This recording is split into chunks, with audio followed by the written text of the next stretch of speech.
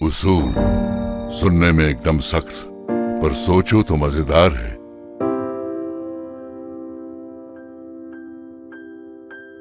बोलने में उसूल आसान, सरल उसका उच्चार है, पर समझ तभी पाएगा घर चलेगा कोई अकेला 4 कदम उसूलों पे।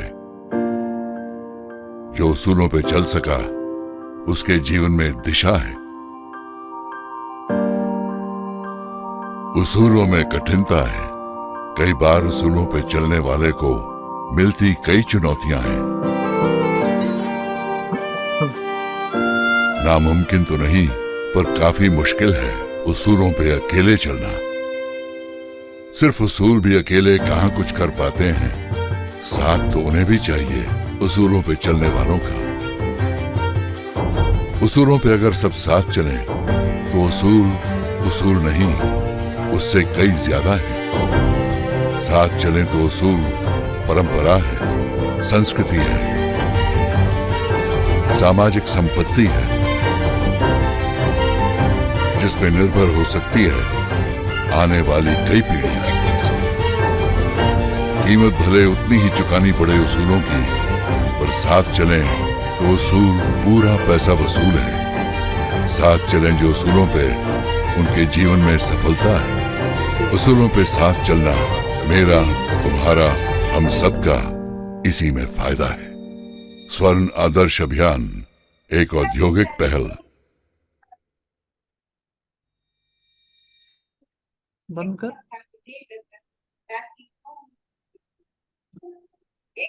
So thank you, sir. So I request you, Ajay ji, you can continue the session. Okay, good evening everyone. Hi, this is Ajay Kedia. So आज का जो सेशन है इसमें हमने रखा है स्टेट ऑफ मार्केट। जैसे कि हम जानते हैं, I hope my screen is visible and my voice is clearly Audible. Yeah, audible. Okay, thank you sir. तो आज का जो सेशन है वो काफी इंपॉर्टेंट है, बिकॉज लास्ट 60 डेज के अंदर, यानी 50 दिनों के अंदर हमने देखा सोने में एक बेहतर अच्छी तेजी आई, और उम्मीद के अनुसार आई है। ऐसा नहीं है कि किसी ने उम्मीद नहीं किया था, सबको पता था कि 2024 जो रहने वाला है वो सोने के लिए बेहतरीन साल रहने वाला है, और हमने ऐसा ही देखा कि सोने में काफी अच्छी तेजी आई।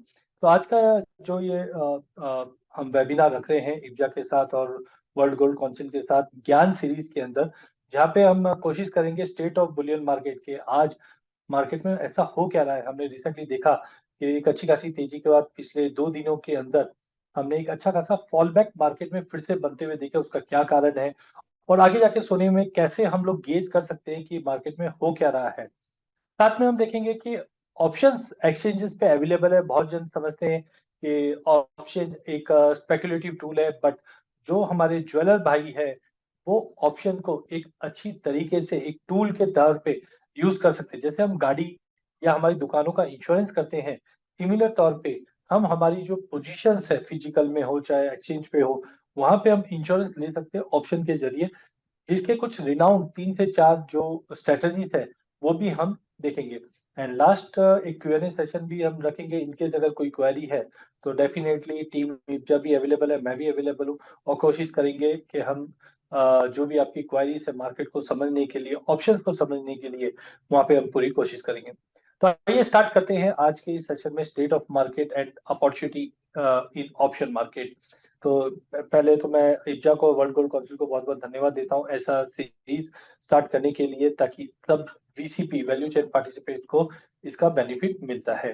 तो मेरा नाम अजय केडिया है, मेरी कंपनी का नाम केडिया एडवाइजरी है। पिछले 20 साल से मैं इस मार्केट में एक्टिव हूँ, और काफी न्यूज चैनल्स लाइक जी बिजनेस, जीटी नाउ, सीएनबीसी पे हमारे जो व्यूज होते हैं शॉर्ट टर्म से लॉन्ग टर्म, वो आप देख पाते हैं।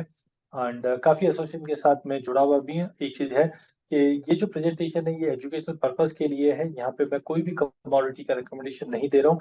कोई भी पोजीशंस बनाने से पहले आप अपने फाइनेंशियल एडवाइजर के साथ जरूर कनेक्ट कीजिए और सोच कर ट्रेड कीजिए। तो देखिए, जब हम कमोडिटी की बात करते हैं तो सबसे पहले हमें समझना है कि कमोडिटी की सुपर साइकिल क्या होती है। क्योंकि बहुत बार होता है कि हम समझते हैं कि मार्केट में जो तेजी आई है वो एक लिमिटेड तेजी है और एक निकल जाता है। यहाँ पे अगर आप देखेंगे तो मैंने एक चार्ट आपके लिए रखा है, जहाँ पे हम देख पा रहे हैं कि मार्केट के अंदर एक तरह का, just a minute, S&P 500 versus GSCI। तो GSCI क्या होता है? गोल्डमैन सैक्स कमोडिटी इंडेक्स। तो कमोडिटी इंडेक्स वर्सेस S&P 500 हम जानते हैं कि इक्विटी मार्केट का एक इंडेक्स है। तो जब भी ये इंडेक्स नीचे से ऊपर की तरफ जाता है तो हम बोलते हैं कमोडिटी मार्केट में तेजी आई है। और अभी तक हमने पीछे 50 साल का ये डेटा मैंने आपके लिए लेके आया हूँ, सन 1970 से लेकर 2024 तक का अगर हम डेटा देखते हैं तो लगभग हम 50 साल का अगर डेटा पॉइंट देखते हैं तो जब भी ये रेशियो ऊपर की तरफ आती है तो हम बोलते हैं कमोडिटी में तेजी आई है और इक्विटी के अंदर गिरावट आई है।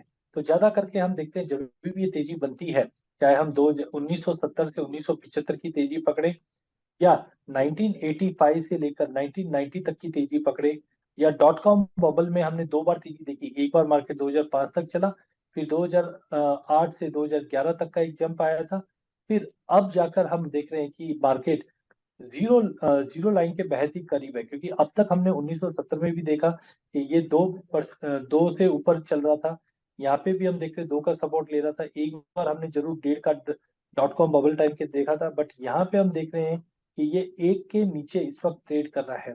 देखिए जब भी ये इंडेक्स एक के नीचे ट्रेड करता है इसका मतलब है कि कहीं ना कहीं कमोडिटी सबसे सस्ती है आज की डेट में ग्लोबल मार्केट में, या इक्विटी के मुकाबले कमोडिटी बहुत सस्ती है।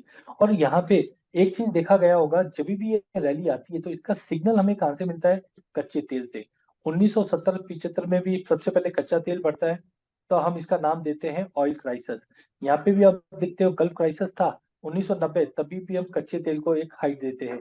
2008 अगर हम बात करें तो यहाँ पे हम फाइनेंशियल क्राइसिस की बात करते हैं, लेकिन फाइनेंशियल क्राइसिस में भी अगर आपको ध्यान हो तो फरवरी 2008 में कच्चा तेल $150 टच कर गया था। तो यहाँ पे भी एक कॉमन चीज है, वो है कच्चा तेल। तो कभी भी जब ये कमोडिटी इंडेक्स में रैली आती है तो सबसे पहले तो हम देखते हैं कि ऑयल में तेजी बनती है। इसके बाद अगर आप देखोगे तो गोल्ड में तेजी बनती है। आज अगर मैं 1970 1990 की बात करूं तो आप में से काफी जने जो बोलेंगे मुझे पता ही नहीं 1970-80 में क्या हुआ। चलिए अगर 2008 की अगर बात करते हैं तो मैं आपको ध्यान दिलाना चाहता हूँ, 2008 फरवरी में हमने कच्चे तेल को $150 पहले होते हुए देखा।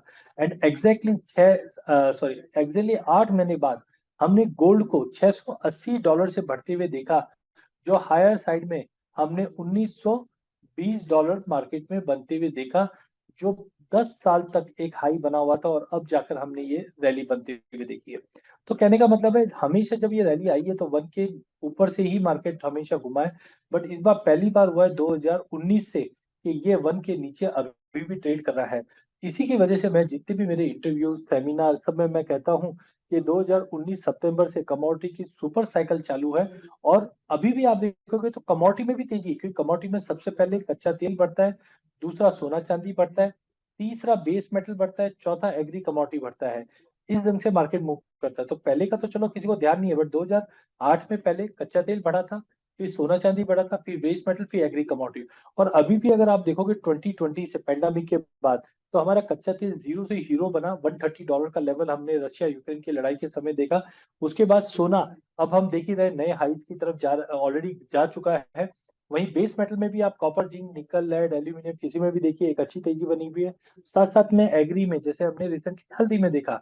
तो अभी ये सुपर रैली स्टार्ट हुई है और आगे भी चल सकती है, लेकिन फेज मैनर में चलेगी। तो ये चार्ट का ऑब्जेक्टिव हमारा यही था कि मार्केट के अंदर अभी भी कमोडिटी की सुपर रैली। हाँ एक चीज ध्यान रखिए, इसका एवरेज आज भी 3.8 पे है, और अगर ये रेशियो ऊपर जाता है तो आप समझ के चलना कि कमोडिटी की सुपर रैली और इक्विटी का करेक्शन आ सकता है। तो इक्विटी अभी भी बहुत ज्यादा ओवर वैल्यूएशन है। नया कुछ कारण बनेगा जिसके चलते हम इक्विटी में बड़ा करेक्शन देखें, और जब भी इक्विटी में करेक्शन आता है तो कमोडिटी में तेजी बनती है। लेकिन एक फेज की रैली हमने अभी तक देख चुकी है, लेकिन ये लंबे समय की बात कर रहा हूँ, जो अभी भी 2-3 साल तक, चाहे कच्चे तेल की बात करें, चाहे बुलियन की बात करें, चाहे बेस मेटल की बात करें, कहीं ना कहीं ये जो रैली है वो आने वाले दिनों में, आने वाले सालों में और रहेगी। देखिए इसी के तहत हमने पिछले साल 2023 में नवंबर में एक रिपोर्ट निकाली थी दिवाली में, जहां पे हमने रखा था 2024 में $2400 हो सकता है क्या। वो टाइम पे अगर सोने की बात करें तो 1740 डॉलर के आसपास dollar index trade, gold dollar trade कर रहा था। और यहाँ से जब हम 2400 की बात कर रहे थे तो सबको मानना समझना बहुत मुश्किल था, बट इस रिपोर्ट में हमने करीबन 24 कारण लिखे थे जिसकी वजह से सोने में $2400 होना चाहिए था, और हमने एग्जैक्टली $2450 के लगभग का, $2440 का लगभग का एक हाई। यहाँ पे देखिए 24 फैक्ट अबाउट गोल्ड, ऐसा करके हमने ये रिपोर्ट बनाई थी, और एग्जैक्टली प्राइजेस ने 1740 या $1800 से भी पकड़ोगे तो 1800 से 2400, मतलब लगभग $600 की बड़ी तेजी हमने गोल्ड में बनते हुए देखी है।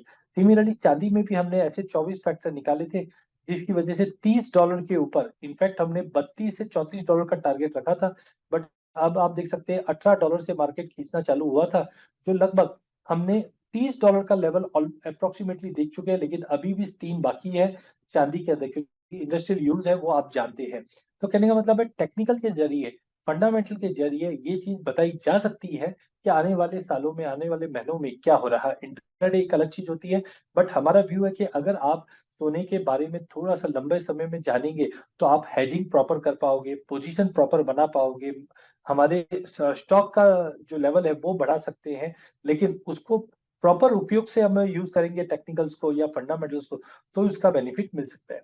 देखिए, अगर सोने की अगर हम बात करें तो सन 2000 में सोना करीबन $270 के आसपास का भाव चलता था। हमने एक बड़ी रैली 2011 में देखी, जहां पे मैंने 1920 तक की बात की थी, क्लोजिंग बेस पे 1670 दिखा रहा है, बट 1920 का भाई देखा, जिसके बाद से मार्केट ने बिल्कुल तेजी नहीं आई। वो तेजी नहीं आई, उसके काफी कारण थे, वो हम देख चुके हैं ऑलरेडी, और यहाँ पे एक कप एंड हैंडल फॉर्मेशन बन चुका था, जिसकी वजह से ये रैली, उम्मीद थी कि मार्केट ऊपर में जाकर 2800 भी दिखाएगा, बट अभी तक हमने 2400 का ही रैली देखा है। डोमेस्टिक मार्केट में भी हमने देखा है कि 2016 में 30,000 का भाव, 2020 में 40, 2020 में 50, 2023 में 60, 2024 में 70, और अब 2024 अप्रैल में हमने लगभग 74,000 का भाव सोने में देखा है। जिस ढंग से ग्लोबल में तेजी आई है, उसी का असर डोमेस्टिक पे भी देखा है।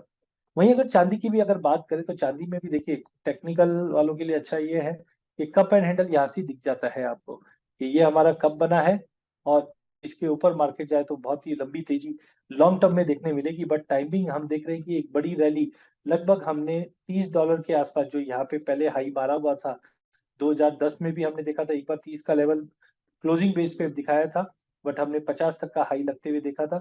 बट अभी भी रिसेंटली भी हमने 2019-20 में भी 30 के आसपास का लेवल छुआ था, और अब मार्केट में गिरावट आई, लेकिन डोमेस्टिक मार्केट पे 2010 में हमने 44,000, 11 साल ऐसा था 2011 का जहाँ पे हमने 70 के ऊपर का भाव देखा था, और लगभग आप देख सकते हैं 13 साल के बाद हम 80,000 का लेवल तोड़ने में सक्षम रहे, और हाई हमने लगाया 46,126 का। तो कुल मिलाकर मार्केट के अंदर चाहे सोना और चांदी, और इस रैली में दोनों में ही पार्टिसिपेशन बढ़े। बट ये तेजी आई तो आई क्यों और कैसे, इसके कुछ कारण हैं। तो देखिए, पिछले एक साल की अगर हम बात करें तो सोने में लगभग 20% की तेजी आई हुई है। आज के अगर हम 72,800 से और 73,800 से चांदी से देखें हम लोग, तो 20% की गोल्ड में तेजी और चांदी में लगभग 10% की तेजी। हाँ, इसमें भी डिस्पैरिटी इसलिए है क्योंकि सोना एक सेफ हेवन बाइंग है, कि जब लड़ाई और ऐसी सिचुएशन आती है तो सोने में ज्यादा तेजी आती है, वो हमने देखा ही है। लेकिन पिछले एक महीने की बात करें तो दोनों आइटम में 10-10% की तेजी हमने देख चुके हैं। कारण रहा है कि जियो पॉलिटिकल टेंशन मार्केट में बना, जिसकी वजह से तेजी आई, सेफ हेवन बाइंग बना, सेंट्रल बैंक रिकॉर्ड बाइंग कर रहा है पिछले 2 सालों से, बिकॉज जो इकोनॉमी है उनको कहीं ना कहीं gold as a safe haven ज्यादा दिखाई दे रहा है, डॉलर से निकल रहे डी डॉलराइजेशन मार्केट में। डी डॉलराइजेशन मतलब होता है कि जैसे रशिया है या इंडिया है, ये सारी कंट्रीज डॉलर के एवज में दूसरे कोई करेंसी से या बार्टर सिस्टम से ट्रेड करे, तो डॉलर की रिक्वायरमेंट नहीं है, जिसकी वजह से भी तेजी आई। कमोडिटी की सुपर साइकिल चल रही है, इन्फ्लेशन कंसर्न कंटिन्यू बना हुआ है, इंटरेस्ट रेट अब कट हो सकता है, जिसकी वजह से तेजी आई। वॉर प्रीमियम बना हुआ था, जो तेजी आई। वर्ल्ड गोल्ड में कंटिन्यू डिमांड बढ़ी हुई है, रशिया यूक्रेन का कॉन्फ्लिक्ट चल रहा है, और कहीं ना कहीं सेक्टर, इकोनॉमिकल सेक्टर में भी हम डिमांड है, तो इन कारण की वजह से गोल्ड में तेजी आई थी। बट क्या ये कारण डिस्काउंट हो गया? यस, ये कारण अब तक हम देख रहे थे कि जो सपोर्ट में था वो अब डिस्काउंट मार्केट में बन चुका है। तो ओवरऑल मुझे लगता है कि जो डिस्काउंट है वो कर चुका है, मतलब लड़ाई है वो हमको पता है, सेफ हेवन बाइंग हो चुकी है, सेंट्रल बैंक की बाइंग हो चुकी है, इन्फ्लेशन कंसर्न बना हुआ है, इंटरेस्ट रेट जो जून में कट होने वाला था अब नहीं होने वाला है, मतलब पोस्टपोन हो जाएगा अगस्त में या सितंबर में। वॉर प्रीमियम डिस्काउंट हो चुका है जिसकी वजह से 2 दिन में गिरावट आई है।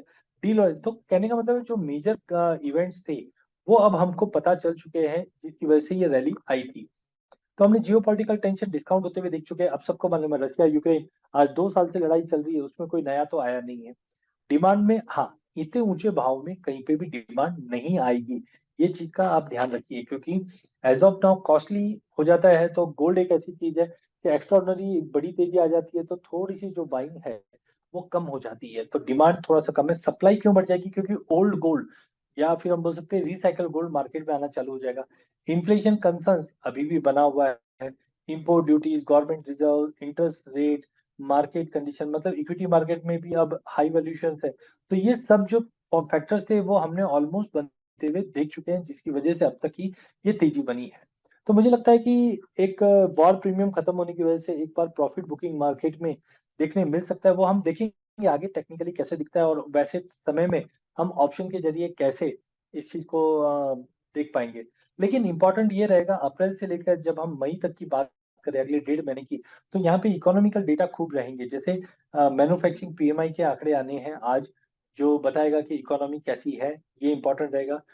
जॉब ओपनिंग का डाटा, लेकिन सबसे इंपॉर्टेंट रहेगा 1 मई को एफओएमसी की प्रेस कॉन्फ्रेंस।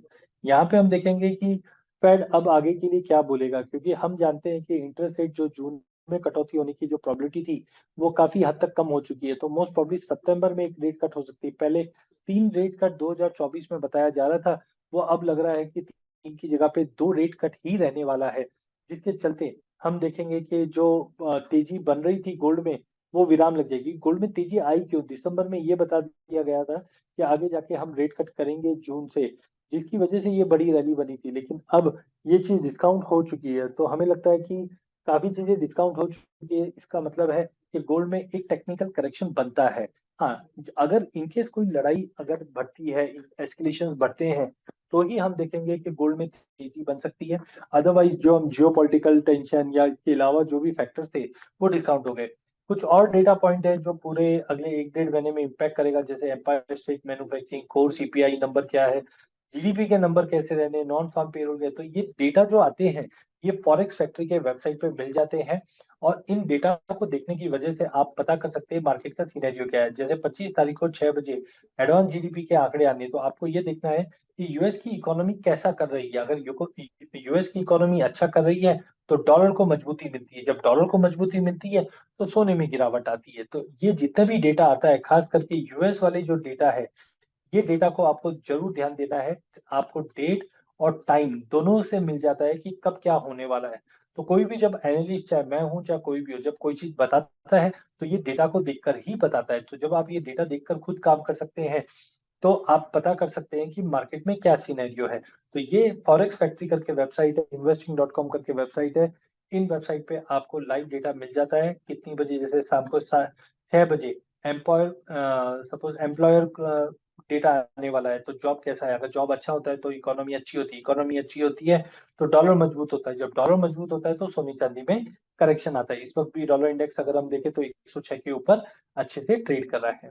अब हम आते हैं ओपन इंटरेस्ट के कैलकुलेशंस पे, क्योंकि ओपन इंटरेस्ट कैलकुलेशन इसलिए इंपॉर्टेंट है, ये हमें एक पूरी पिक्चर बताता है मार्केट में हो क्या रहा है। तो आप देख सकते हैं जनवरी फरवरी में सोने में हमने एक गिरावट देखी थी और प्राइसेस लगभग 62 400 500 के करीब हम ट्रेड करते हुए देख पा रहे थे।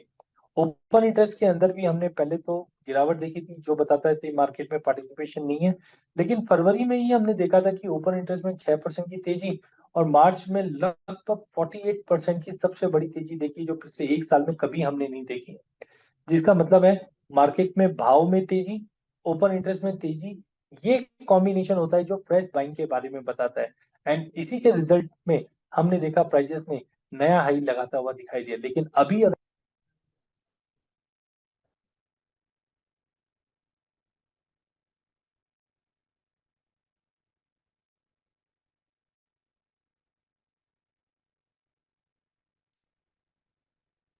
अजय जी आपकी आवाज नहीं आ रही। हेलो, हाँ आ रही है। हेलो आ रही है अभी? हाँ सर आ रही सॉरी। तो ओपन इंटरेस्ट कैलकुलेशन एक इंपॉर्टेंट है। यहाँ पे हम देखते हैं कि एमसी पे अगर हम या कोई भी एक्सचेंज की बात करें तो यहाँ पे हम देख रहे हैं कि ओपन इंटरेस्ट करीबन 25,000 के आसपास आ चुका है, जो वन ऑफ द हाईएस्ट है पिछले 1 साल में, लेकिन अब ओपन इंटरेस्ट में कोई चेंजेस नहीं दिखा रहा है। इसका मतलब है ये लेवल पे आने के बाद एक तो भाव में बड़ी तेजी आ चुकी है, ओपन इंटरेस्ट भी टॉप पे है, इसका मतलब है यहाँ पे एक प्रॉफिट बुकिंग देखने को मिल सकता है। और जनरली अगर आप देखोगे फरवरी से लेकर पिछले साल मार्च के बीच में जो एवरेज ओपन इंटरेस्ट रहा है वो रहा है 17,000 साढ़े 17,000। तो कहने का मतलब है काफी अच्छे चांसेस है कि ओपन इंटरेस्ट में अगर गिरावट आती है बिकॉज ऑफ प्रॉफिट बुकिंग तो एवरेज 17,000 की ओआई तक आता है, तो वो एक फेयर प्राइस रहेगा। तो ओपन इंटरेस्ट पे आप नजर रखिए। सिमिलरली अगर चांदी की भी अगर हम बात करें तो चांदी के भी ओपन इंटरेस्ट में आप देखिए यहाँ पे 17, 19, 15, 13, 19, 25, 20 घूम फिर के अगर हम देखें तो ये करीबन 20,000 के एवरेज पे हमेशा रहा है। लेकिन अब आप देखेंगे जनवरी में, फरवरी में यहाँ पे अचानक अप्रैल के अंदर ओआई 30,000 का लेवल क्रॉस कर गया था।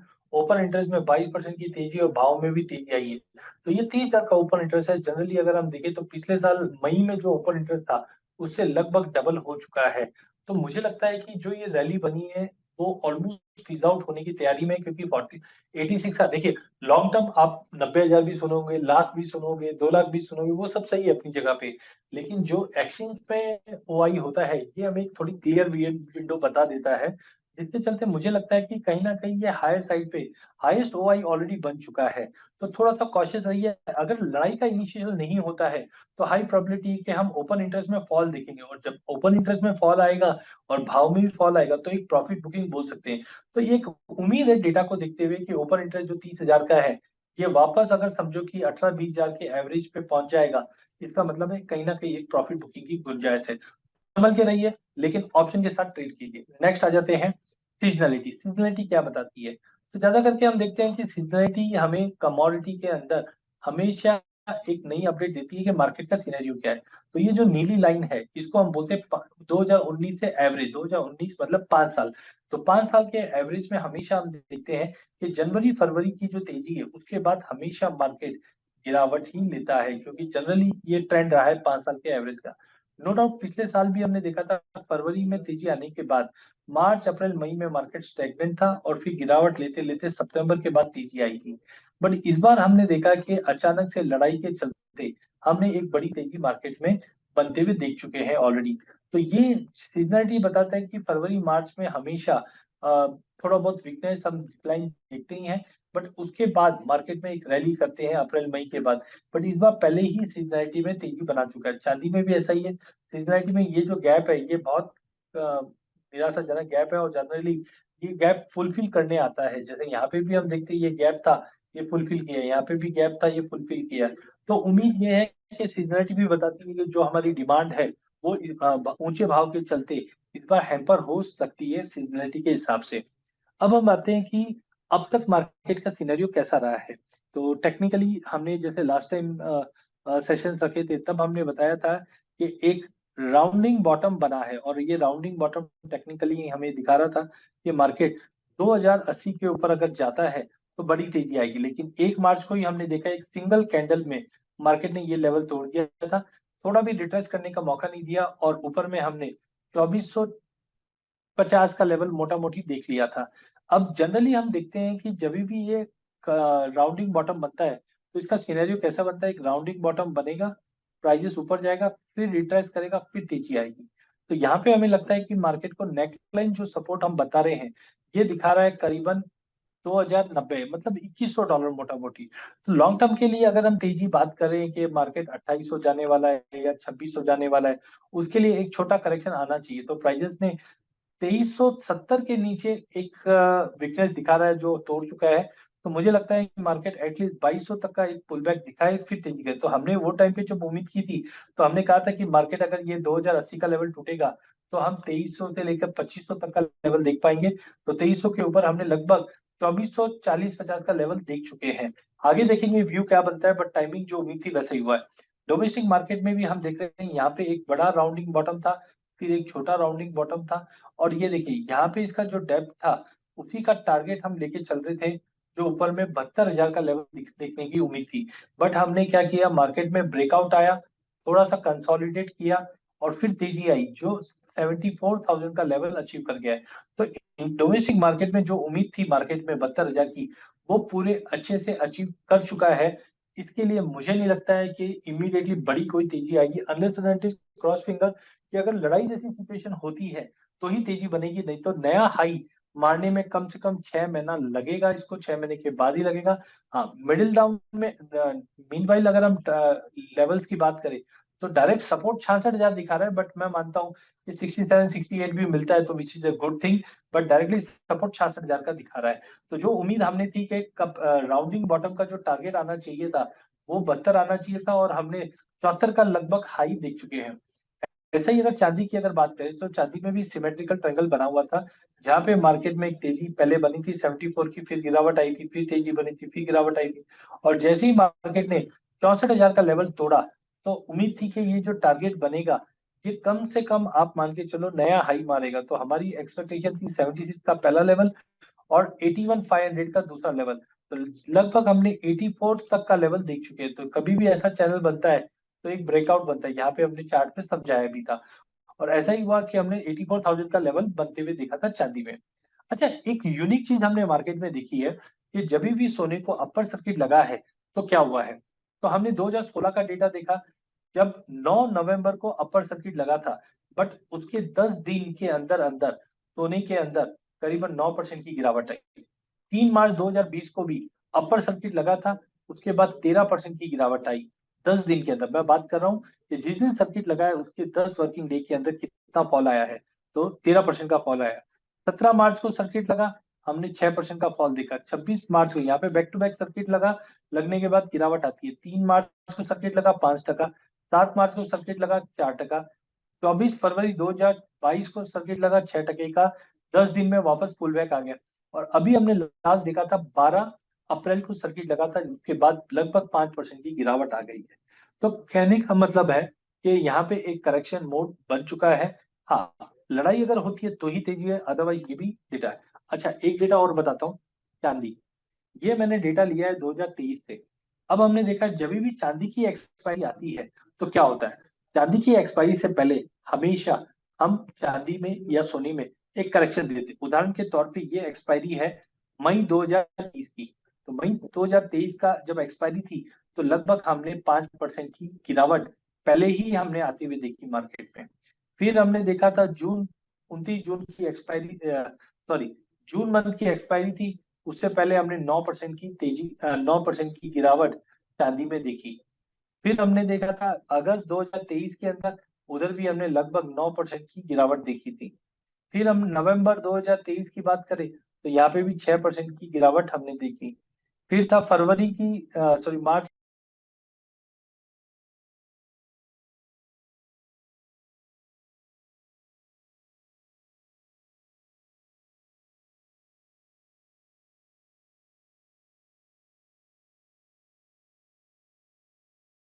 M I audible? हाँ सर, ऑडिबल। तो कल से एक,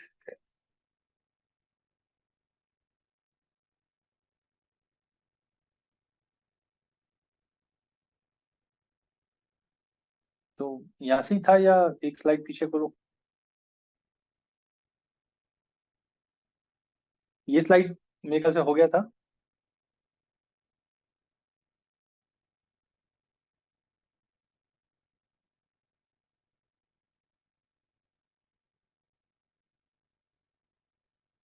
अ, ये वाला स्लाइड हो गया था। नहीं सर, स्क्रीन शेयर नहीं किया है आपने भी। कर दिया मैंने, स्क्रीन शेयर कर दिया।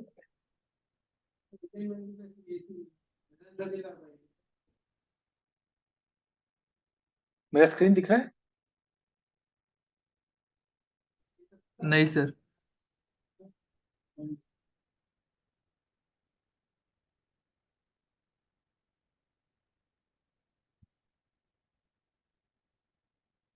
एक सेकंड,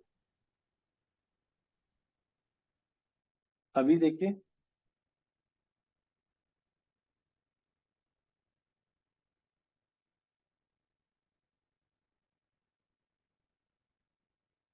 हाँ, विजिबल है। विजिबल है ना? मेरे ख्याल कुछ नेटवर्क का इशू है। ठीक है। सो आई थिंक ये वाला स्क्रीन सभी ने देख ही लिया है। अगर चैट विंडो पे डाल के सभी बता देंगे तो it will be much easy. कि सिल्वर का मैं बता रहा था कि जब भी एक्सपायरी आती है चांदी के अंदर, तो हम ज्यादा करके करेक्शन देखते हैं। जैसे 2023 मई में जब एक्सपायरी आई थी तो 5% की हमने एक सेकेंड,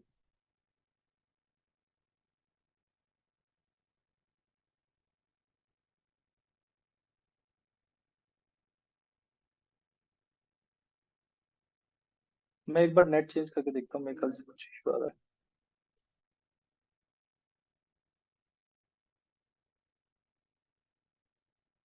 ओके, तो जब भी हमने चांदी की एक्सपायरी देखी है तो एक्सपायरी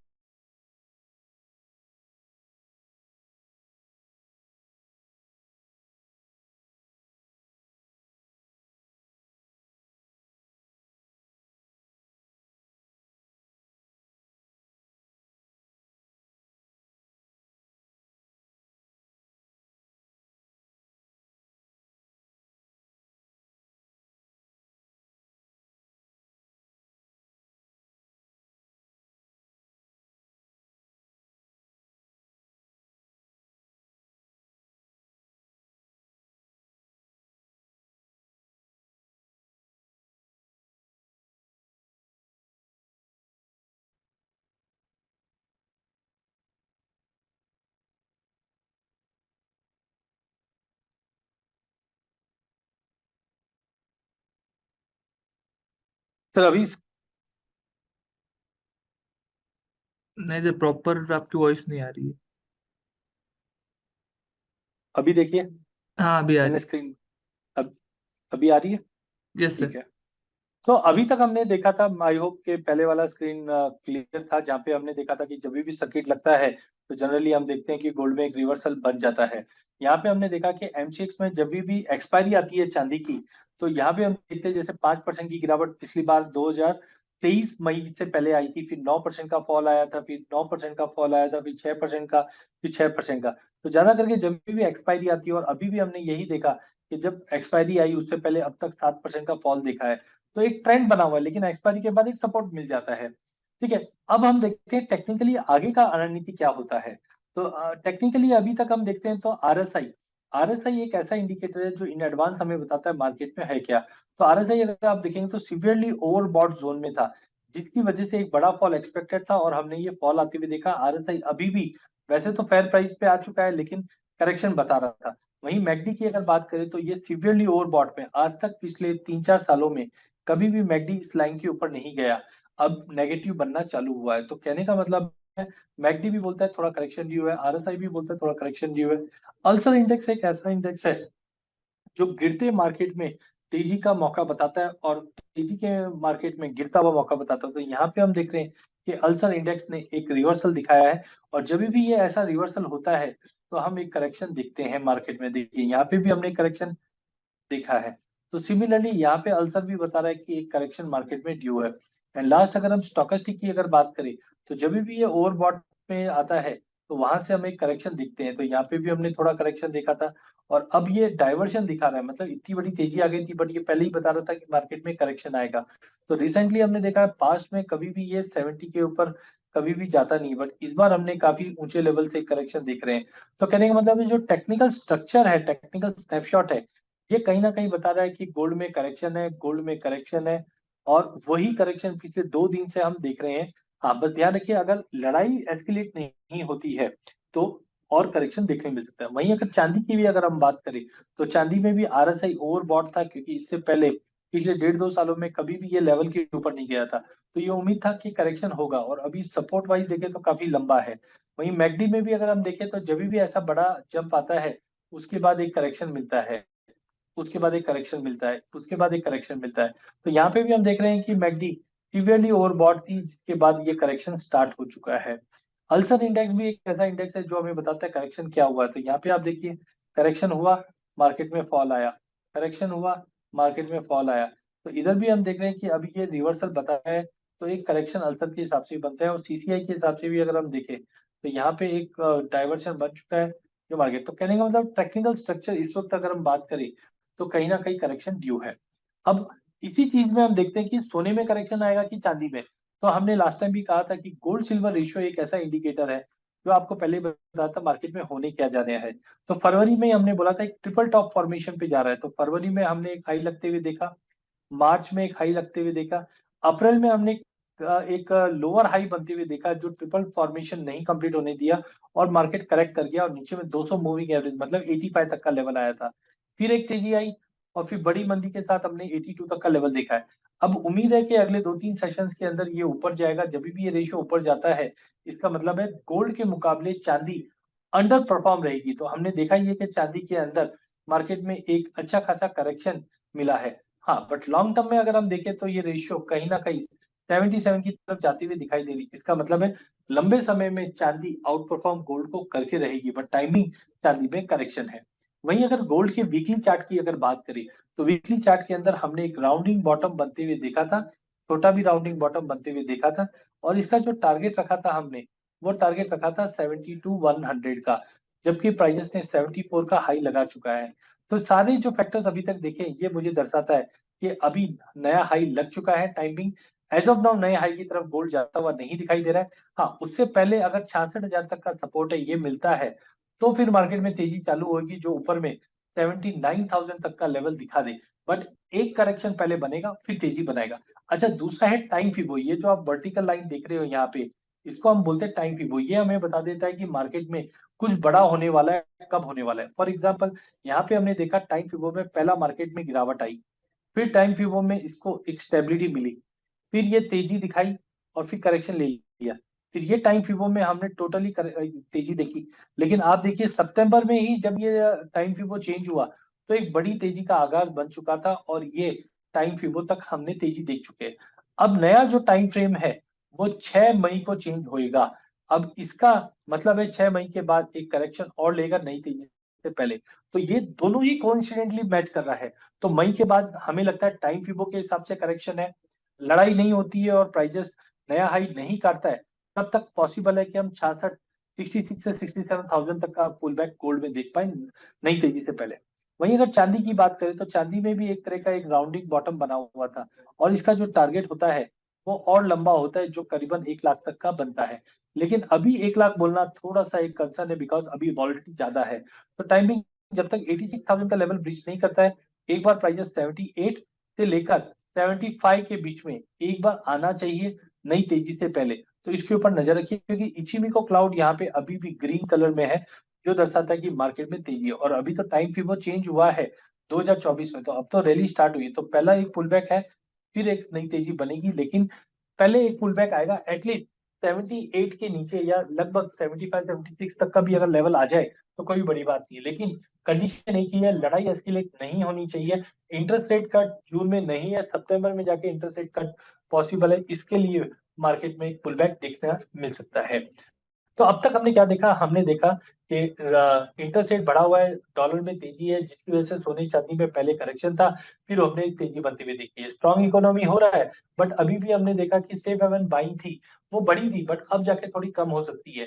जिस ढंग से ईज हो रहा है जियो पॉलिटिकल टेंशन, ये कहीं ना कहीं सेफ हेवन बाइंग को ड्रॉप करेगा। सप्लाई भी धीरे धीरे बढ़ेगी क्योंकि माइनिंग है या फिर ओल्ड गोल्ड है, यहाँ पे हम देखेंगे कि मार्केट में सप्लाई बढ़ती हुई दिखाई देगी। लास्ट अगर हम सीजनलिटी की बात करें तो सीजनलिटी भी बताता है कि मार्केट में एक थोड़ा करेक्शन बन सकता है।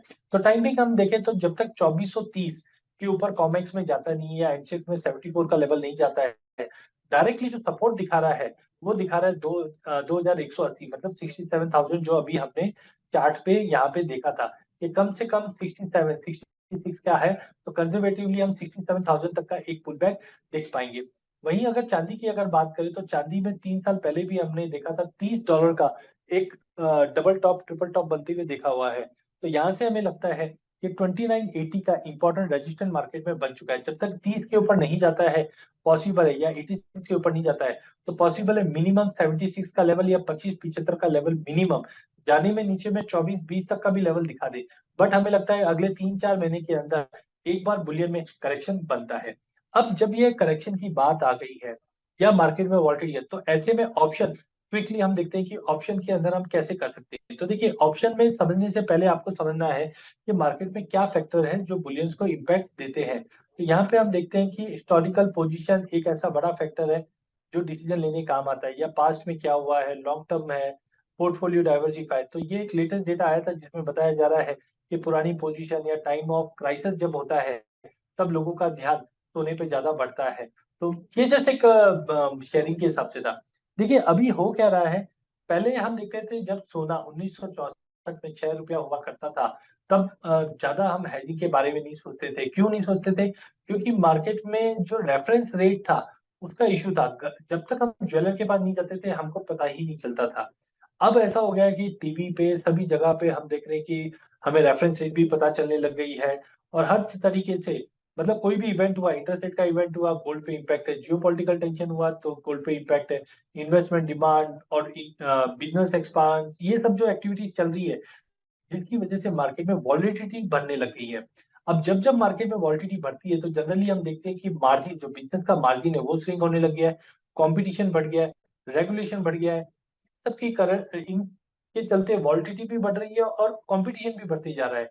ऐसे टाइम पे आपको हेजिंग करना बहुत इंपॉर्टेंट है। ठीक है, हेजिंग करना इसलिए इंपॉर्टेंट है क्योंकि हेजिंग जो मार्केट में रिस्क है इससे बचाता है। कि बहुत बार हम देखते हैं हम रस्सी पे चलने की तैयारी करते हैं बट साथ में हम एक हम पोल लेके चलते हैं ताकि हम बैलेंस करते हुए चले। तो सिमिलरली जब हम बिजनेस करते हैं तो बिजनेस में देखिए एक होता है रॉ मटेरियल, एक होता है प्रॉफिट, एक होता है फिक्स कॉस्ट। ये सबको मिलाते हैं तब जाके हमारी एक फाइनल कॉस्ट बनती है। तो आप देखिए जो प्रॉफिट है वो भी रॉ मटेरियल के ऊपर डिपेंड करता है। अगर आपने सोना सस्ता अगर बुकिंग में ले लिया तो डेफिनेटली प्रॉफिट बढ़ जाता है। तो ये जो अप डाउन होते हैं ये मार्केट में आपके प्रॉफिट को इम्पैक्ट करता है क्योंकि जो कॉस्ट होता है, लेबर कॉस्ट है, बाकी कॉस्ट है, वो तो फिक्स होता है। तो आपको करना क्या है, आपके रॉ मटेरियल के प्राइसेस को अगर फिक्स कर दिया तो आप एक अच्छी बिजनेस, क्योंकि देखिए एक चीज आप समझिए कभी भी बिजनेस में दो तरीके से प्रॉफिट बनते हैं। एक होता है प्रॉफिट फ्रॉम ऑपरेशन और प्रॉफिट फ्रॉम प्राइस फ्लक्चुएशन। तो हमारे काफी इंडियन व्यापारी वो क्या देखते हैं कि नीचे आएगा तो मैं ले लूंगा, ऊंचा जाएगा तो मैं बेच दूंगा, बट ऐसा होता नहीं है। लेकिन जितने भी बड़े कॉर्पोरेट्स हैं या इंटरनेशनल कंपनीज है ये लोग क्या करते हैं, अपना रॉ मटेरियल फिक्स करते हैं। उदाहरण के तौर पे एक बर्गर बनाने वाली कंपनी है, तो हम जानते हैं वो क्या करते हैं, साल भर के लिए अपने बर्गर या बन इनकी कॉस्ट फिक्स कर लेते हैं। और वो कोशिश करते हैं कि ये साल में 1 करोड़ बर्गर बेचने वाला हूँ या 2 करोड़ बर्गर बेचने वाला हूँ। उनको ये पता है कि मेरे एक बर्गर में मुझे 50 रुपए मिलने वाला है, तो 1 करोड़ बर्गर भी अगर मैं बेचूंगा तो मुझे 50 करोड़ रुपया मिल जाएगा। तो सिमिलरली हम लोग इंडियन में क्या करते हैं कि अगर हमारी कमोडिटी के भाव नीचे आएंगे तो हम भर के ले लेंगे, बढ़ गया तो हम नहीं करेंगे। तो ऐसे बिजनेस नहीं होता है। तो अगर आपको लॉन्ग टर्म बिजनेस करना है और ऐसे वॉलिटिलिटी मार्केट में अगर हमको बिजनेस करके चलना है तो आपको रॉ मटेरियल फिक्स करके ही काम करना पड़ेगा। अदरवाइज प्रॉब्लम ये होगा कि बहुत बार आप देखोगे कि हम आउट ऑफ मार्केट होते हुए दिखाई देंगे, अरे नीचे के भाव में मैंने माल लिया नहीं, मैं रह चुका हूं, अब ये भाव में मैं एंटर नहीं करूंगा। आप देख लीजिए ना, 4-5 साल पहले सोने का भाव करीबन, या कोविड से पहले सोने का भाव था करीबन 30,000 और आज 70,000 हो गया। जिन्होंने नहीं लिया वहां पे आज अटक गए हैं। तो कहने का मतलब आप अगर अपने रॉ मटेरियल को फिक्स कर दोगे तो प्रॉफिटेबिलिटी भी बढ़ेगी और बिजनेस भी बढ़ेगा। ये एक तरह का पॉलिसी लेने जैसा है। जैसे हमारी 20 लाख की गाड़ी होती है तो 20 लाख के लिए हम क्या करते हैं, 20,000 की पॉलिसी ले लेते हैं। अगर गाड़ी को कुछ हुआ तो क्या होगा, कंपनी, इंश्योरेंस कंपनी हमारी गाड़ी सही करके दे देगी। और अगर कुछ भी नहीं हुआ तो एक कॉस्ट लगता है। तो इंश्योरेंस या हेजिंग एक कॉस्ट के रूप में देखो आप उसको, और बिजनेस इनकम में हम डेफिनेटली उसको यूज कर सकते हैं। तो कहीं ना कहीं एक कॉस्ट बहुत जरूरी होता है उसको समझना कि ये एक तरह की इंश्योरेंस पॉलिसी है। देखिए एक कंपनी है, लिस्टेड कंपनी है।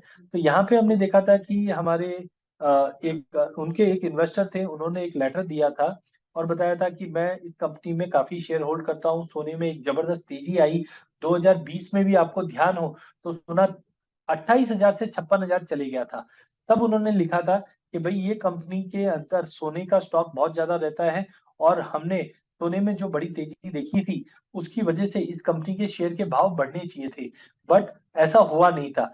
तो कंपनी ने एक लेटर लिखकर 19 अगस्त 2020 को कंपनी ने एक लेटर लिखा और बताया कि हमने हमारी जो अकाउंटिंग है उसके अंदर हेजिंग पॉलिसी अपनाई है, जिसके चलते अगर सोने में अगर तेजी आ भी जाती है या गिरावट आ जाता है, कुछ भी होता है, तो उनका बैलेंस शीट के ऊपर हमारे कोई फर्क नहीं पड़ता है क्योंकि हमारी कंपनी बिजनेस ऑपरेशन के जरिए करती है। मतलब जितना हम सोना बेचेंगे उतना हमारा प्रॉफिट होगा, ना कि भाव की तेजी मंदी की वजह से। तो यहाँ पे उस कंपनी ने पूरा बताया तरीका कि हाउ वी है, और बताया कि मार्केट में अगर तेजी भी आ जाए तब भी हमारे पीएनएल पे इम्पैक्ट नहीं पड़ेगा, गिरावट भी आ जाए तब भी पीएनएल पे इम्पैक्ट नहीं पड़ेगा। और आज ये कंपनी हम देखते हैं कि टॉप इंडियन मार्केट में टॉप करती है। तो इसी के लिए मैं बोलता हूँ कि हेजिंग करना बहुत इंपॉर्टेंट है। अगर हेजिंग करके चलते हैं आप तो डेफिनेटली हम ऑपरेशन के जरिए प्रॉफिट बना सकते हैं। अब हेजिंग के भी तरीके हैं। कुछ लोग फॉरवर्ड हेजिंग होती है या फिर हम बोलते हैं फ्यूचर में हेजिंग करते हैं। मैं बोलता हूँ फ्यूचर के मुकाबले अब एक्सचेंज के ऊपर ऑप्शंस भी आ चुके हैं। अगर हम ऑप्शंस में हेजिंग करते हैं तो उसके क्या क्या बेनिफिट्स हैं। तो आप देखिए कि ऑप्शन में जब आप हेजिंग करते हैं तो आपको खाली प्रीमियम की रिक्वायरमेंट है, ना कि कोई मार्जिन की रिक्वायरमेंट। क्योंकि फ्यूचर में जब हम ट्रेड करते हैं तो मार्जिन लगता है, लेकिन जब हम ऑप्शन के जरिए करते हैं तो खाली मात्र प्रीमियम लगता है। और प्रीमियम क्या होता है, एक कॉस्ट होती है। कॉस्ट कितनी होती है, 1 से 1.25% का जनरली इंडिया में कॉस्टिंग होती है। तो कम से कम 100 समझो कि 1 से 1.25% के कॉस्ट में आपने हेजिंग कर ली। वहीं अगर M2M की बात करें तो बहुत बार होता है कि सर मैंने तो हेज करके बैठा था मैं तो, लेकिन अब अब सोना 60,000 से 70,000 आ गया तो मेरा तो M2M भर भर के तकलीफ हो गई। तो ऐसे समय में जब आप ऑप्शन से हेज करते हैं तो आपका M2M नहीं लगता है, तो वो भी एक अपॉर्चुनिटी बन जाती है। देन कॉस्ट ऑफ हेजिंग, क्योंकि बहुत बार हम देखते हैं कि फ्यूचर के अंदर सीटीटी या अदर चार्जेस बहुत ज्यादा होते हैं जिसकी वजह से कॉस्ट ऑफ हेजिंग बढ़ जाती है। लेकिन ऑप्शन में हम देखेंगे जैसे प्रीमियम का अमाउंट ही छोटा होता है तो आपका जो कॉस्ट ऑफ ट्रांजेक्शन है वो भी बहुत छोटा होता है, जिसकी वजह से आपका जो कॉस्ट है, ट्रांजेक्शन कॉस्ट है, वो भी काफी कम हो जाता है। तो एक सिंपल लैंग्वेज में मैं आपको कोई स्ट्रेडल स्ट्रैंगल ये जो हम लोग इंग्लिश में सुनते हैं वो सब मैं कुछ बताने वाला नहीं हूँ। मैं सिंपल बता रहा हूँ कि आपको मार्केट के अंदर कभी भी अगर पोजीशन बनानी है तो कैसे आप बना के काम कर सकते हैं वो मैं बताना चाहता हूँ। पहला है what if prices are high and we want to buy. मतलब कहने का मतलब है प्राइजेस में तो तेजी बनी हुई है जैसे अभी आया, लेकिन अभी भी मुझे बाय करना है। तो अगर हम लोग फिजिकल में माल ले लेते हैं या फ्यूचर में माल लेते हैं तो हमको डर क्या लगता है, जैसे ओके तो एक सेकेंड आई थिंक तो अभी क्या हो रहा है कि मार्केट में वॉलेटिलिटी है लेकिन हमको माल लेना ही लेना है। तो हम बहुत बार माल ले लेते हैं और बाद में मालूम पड़ता है अरे मार्केट 3,000 रुपये हाई से टूट गया है, तब मेरी तकलीफ हो गई। तो ऐसे टाइम पे ऑप्शन में आप कॉल बाय कर लीजिए। कॉल बाय करना मतलब होता है तेजी करना। तो हमने फिजिकल की जगह पे कॉल बाय कर लिया। अब कॉल बाय करने के बाद 3 मार्केट में कंडीशन होती है, या तो मार्केट में तेजी आएगी, या मार्केट में मंदी आएगी, या मार्केट में तेजी मंदी कुछ भी नहीं आएगा, मार्केट एक रेंज में रहेगा। इसके अलावा कोई ऑप्शन है क्या, चैट विंडो पे डाल के बताइए मुझे। इसके अलावा कोई ऑप्शन है मार्केट में? तीन ही देखिए, इन चीजों में अगर आप पार्टिसिपेट करोगे तो आप समझोगे चीजों को और आप अच्छे से कर सकते हैं।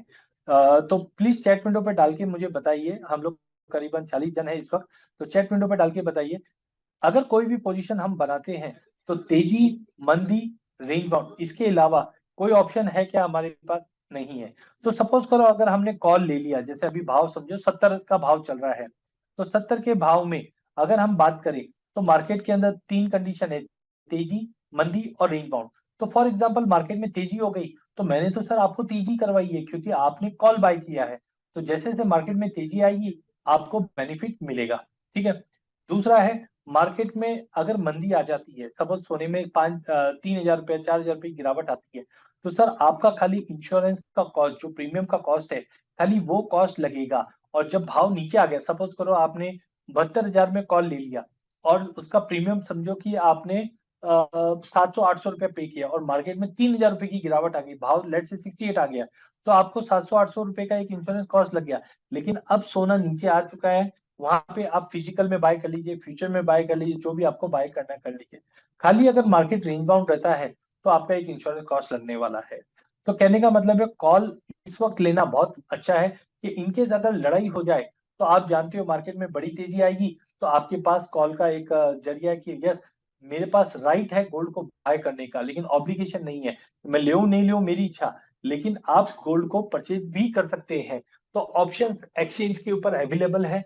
आप अपने जो भी फाइनेंशियल एडवाइजर है उनसे कनेक्ट कीजिए। लेकिन ऑप्शन की ब्यूटी ये है, जैसे आपने गाड़ी का इंश्योरेंस ले लिया 20,000 रुपए में, अब गाड़ी का कुछ हुआ तो 20,000 रुपए में आपको नई गाड़ी मिल जाएगी। तो सिमिलरली गोल्ड के कॉल लेने से क्या होगा, अगर गोल्ड में बड़ी तेजी आई तो उस तेजी को आप एंजॉय करोगे, लेकिन मंदी आएगा तो खाली आपका इंश्योरेंस कॉस्ट लगेगा और कुछ भी नहीं लगेगा।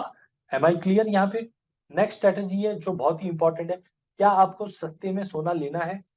देखिए, मैं कोई नकली सोने की बात नहीं कर रहा हूँ, मिलावटी सोने की बात नहीं कर रहा हूँ, मैं प्योर सोने की बात कर रहा हूँ। तो प्लीज चैट विंडो पे डाल के बताइए, आज का भाव है सोने का लेट से 70,000 का, क्या आपको 68,000 में सोना चाहिए, 68,000 में सोना चाहिए और पॉसिबल है ऑप्शन के जरिए? प्लीज चैट विंडो पे डाल के बताइए, 68,000 में सोना चाहिए आप लोगों को और ये पॉसिबल है ऑप्शन के जरिए। आज 70 का भाव है, लेकिन आज ही आप बुकिंग कर सकते हैं। जैसे हम फ्लैट की बुकिंग करते हैं, हमने एक बिल्डिंग देखी, 20 माले की बिल्डिंग है, 40 माले की बिल्डिंग है, और वहां पे हमने फ्लैट पे बुकिंग कर देते हैं कि भाई मेरा ये 5% 10% का टोकन ले ले और जब भी मुझे डिलीवरी लेनी मैं ले लूंगा। तो क्या आपको 68,000 में सोना चाहिए? बिल्कुल, सभी को चाहिए। तो हम क्या करेंगे, 68,000 का पुट बेचेंगे। देखिए, पुट बेचना मतलब होता है तेजी करना। तो मैं आपको कोई मंदी नहीं बता रहा हूं, मैं आपको बता रहा हूं कि ऑप्शन है आपके पास कि आज 70,000 होने के बावजूद आप 68 में, 67 में, 66 में, जो आपकी इच्छा हो वो भाव में आप सोना बुक कर सकते हो। तो आप अगर समझो 68,000 का पुट अगर राइट करते हो तो होगा क्या, मार्केट में तीन कंडीशन। कौन सी तीन कंडीशन? तेजी, मंदी और रेंज बाउंड। अब होगा क्या, अगर मार्केट में तेजी आ गई तो सर मैंने आपको पुट बिकवाया है, इसका मतलब तेजी करवाई है, और मार्केट में जब तेजी होगी तो आपको पुट का पैसा पूरा मिल जाएगा। ठीक है। इनकेस मार्केट में मंदी आई और 68 का भाव आ गया तो सर मैंने आपको 68 में लेने के लिए ही कहा है, तो जैसे ही 68 आ गया तो वहां पे हम डिलीवरी ले लेंगे। तो जो 70 का भाव था वो 68 के अंदर आपको डिलीवरी मिल जाएगी।